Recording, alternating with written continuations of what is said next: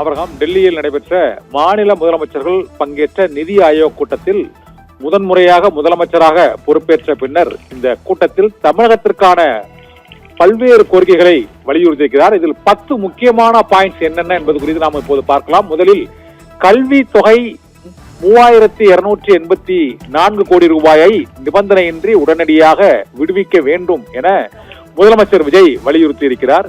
தமிழ்நாட்டில் மும்மொழி கொள்கையை அமல்படுத்தக்கூடாது என்ற கோரிக்கையை வலியுறுத்தியிருக்கிறார். மூன்றாவதாக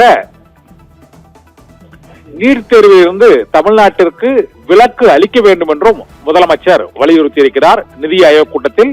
நான்காவதாக +2 மதிப்பெண் அடிப்படையிலேயே MBBS BDS உள்ளிட்ட மருத்துவக் கல்லூரி மாணவர் சேர்க்கையை நடத்த வேண்டும் என்றும் அவர் வலியுறுத்தியிருக்கிறார். ஐந்தாவது முக்கியமான வலியுறுத்தலாக செங்கல்பட்டிலிருந்து திருச்சிக்கு 6 வழிச்சாலை அமைக்க வேண்டும் என்ற கோரிக்கையை வலியுறுத்தி இருக்கிறார்.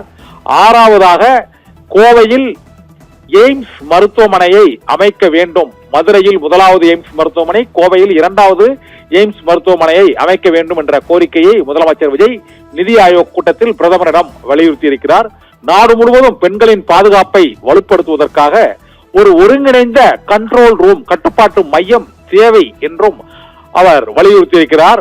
மாதவரம் சோழவரம் இடையே உயர்த்தப்பட்ட அந்த வழித்தடம் அமைக்க வேண்டும், உயர்மட்ட சாலை அமைக்க வேண்டும் என்ற கோரிக்கையையும் முதலமைச்சர் விஜய் பிரதமர் நரேந்திர மோடியிடம் நிதி ஆயோக் கூட்டத்தில் வலியுறுத்தி இருக்கிறார். 9வதாக சென்னைக்கும் கன்னியாகுமரிக்கும் இடையே அதிவேக ரயில்வே வழித்தடம் அமைக்க வேண்டும் என்ற கோரிக்கையை வலியுறுத்தி இருக்கிறார்.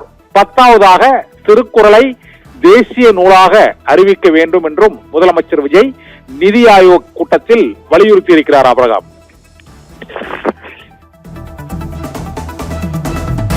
தகவலுக்கு நன்றிக்கண்ணன்.